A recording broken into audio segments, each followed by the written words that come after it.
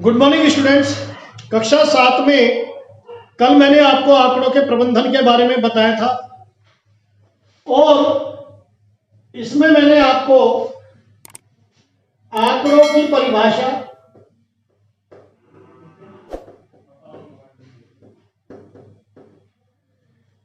इसके संग्रहण कैसे किया जाता है, आंकड़ों का संग्रहण, आंकड़ों को कैसे इकट्ठा किया जाता है, आंकड़ों का संगठन यानी कि सारणीबद्ध करते हैं और सारणी को बंटन बोला जाता है।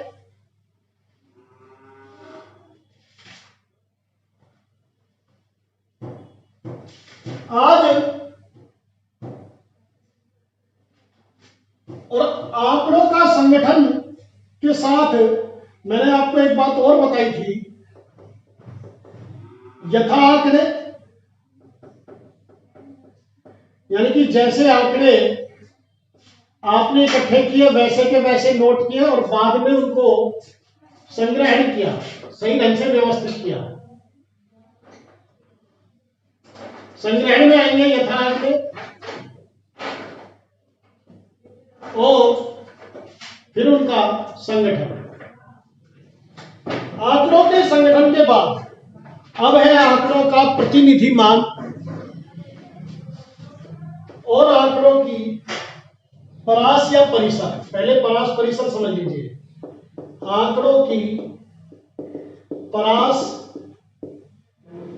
या परिसर। आपने कुछ आंकड़े इकट्ठे किए और उनकी सारणी बना ली। मान लीजिए नवंबर महीने में 1 से 30 तारीख के बीच आपने सारणी बनाई, 1 2 3 4 5 6 ऐसे करके 30 तक। मैक्सिमम दिन का टेम्परेचर, दिन का मैक्सिमम टेम्परेचर, उच्चतम ताप,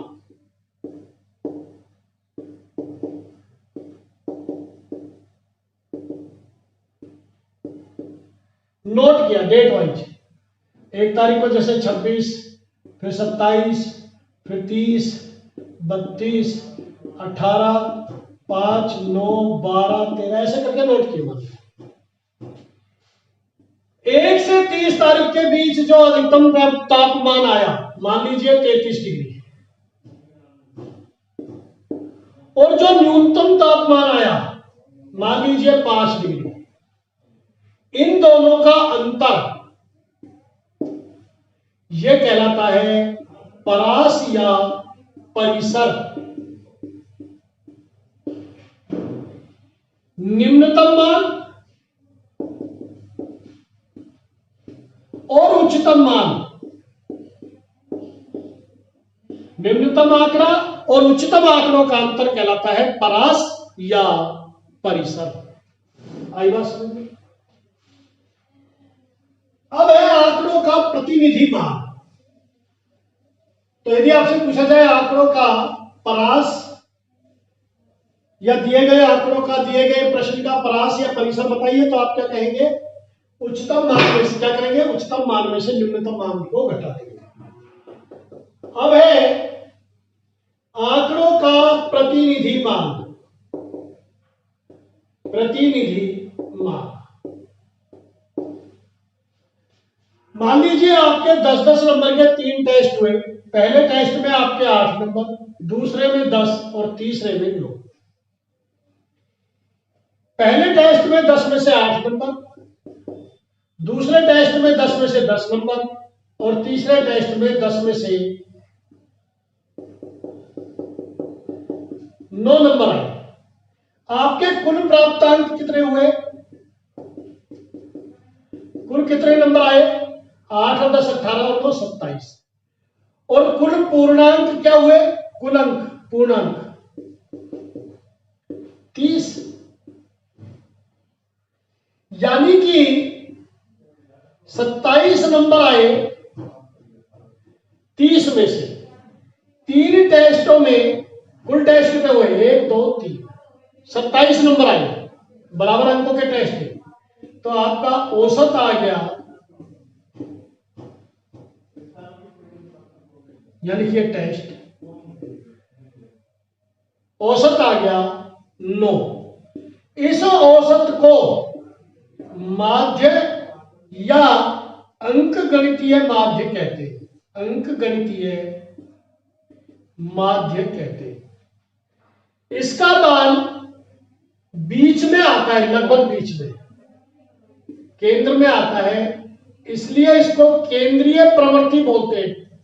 केंद्रीय प्रवृत्ति, माध्य की प्रवृत्ति कहां पर मिलेगी आपको? केंद्र में। जैसे मान लीजिए ये बोर्ड का निचला हिस्सा है, ये ऊपरी हिस्सा है, तो माध्य कहां पर होगा? हाइट का यहां पर।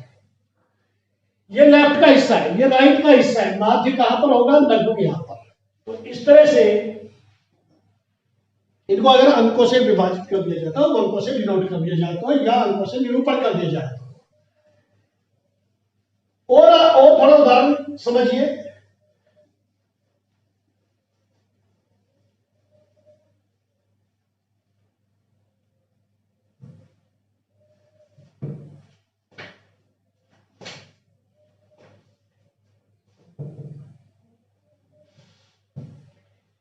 मान लीजिए आपके कक्षा में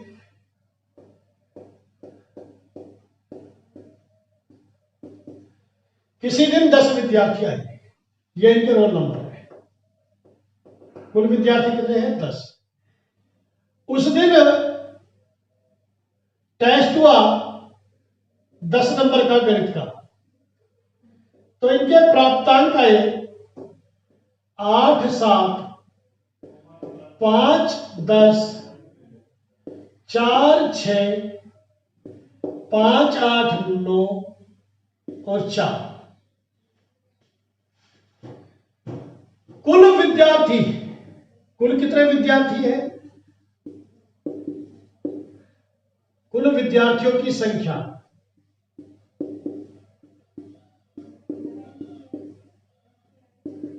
10। कुल प्राप्तांक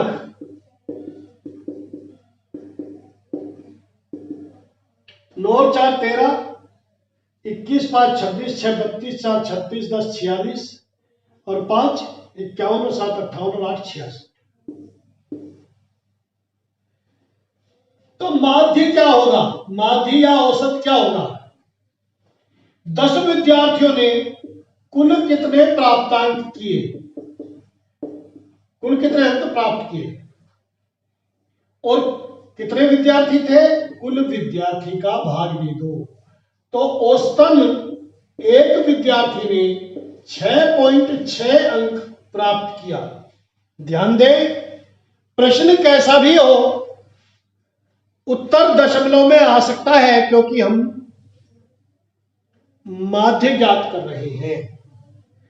आपने अपने मोहल्ले में देखा कि पहले मकान में 2 बच्चे, दूसरे में 3, तीसरे में 2, चौथे में 1, पांचवें में कोई बच्चा नहीं है, सभी बड़े हैं, छठे मकान में 2, सातवें में 4, आठवें में 3, 9वें में 1 और 10वें में 2। कुल मकान कितने हैं? कुल आपने कितने मकानों का सर्वे किया? कुल मकान है 10। कुल बच्चे कितने हैं 10 मकान में मिलाकर? 3 2 5 2 7 1 8 2 10 4 14 3 17 और 1 18 और 2 20। मान लीजिए ये एक है, मैं 19 बच्चे। कितने बच्चे हैं? 19। मैंने एक क्यों लिखा, इसका कारण अभी बताऊंगा।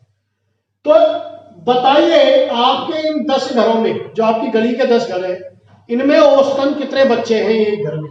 तो आप लिखेंगे हमारी गली का जो औसत है, यानी कि माध्य है या अंक गणितीय माध्य, तीनों एक ही बात है। अंग्रेजी में इसको यहां तो बोलते हैं एवरेज,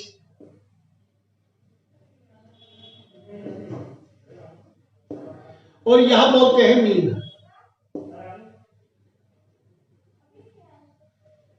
ठीक, तो क्या हो जाएगा? कुल बच्चे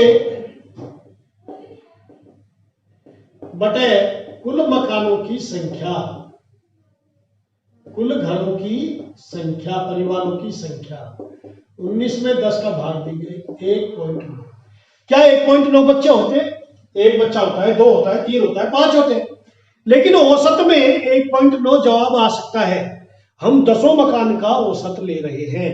ये वो मान है जो कम से कम और अधिक से अधिक के बीच में स्थित है, यानी कि उच्च सीमा और निम्न सीमा के बीच में कहीं स्थित है, इसलिए इसको केंद्रीय प्रवृत्ति का माप माना जाता है। केंद्रीय प्रवृत्ति का माप कहते हैं, केंद्रीय प्रवृत्ति का माप।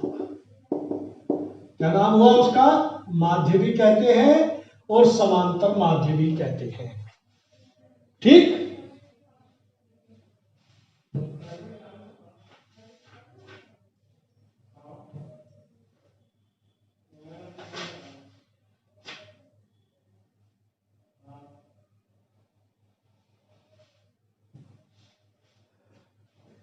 कल आप 3-4 काम करके आएंगे, होमवर्क में होने चाहिए सभी। आंकड़ों की परिभाषा,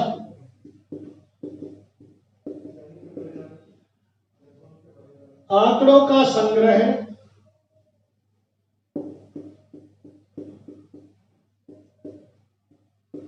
यथा आंकड़े, आंकड़ों का संगठन,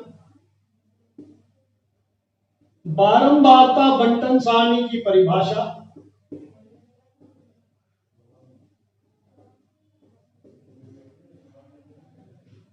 किसी भी बंटन का परास या परिसर की परिभाषा,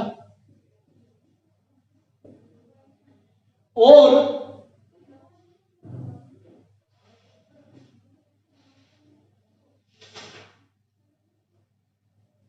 आंकड़ों का प्रतिनिधि मान।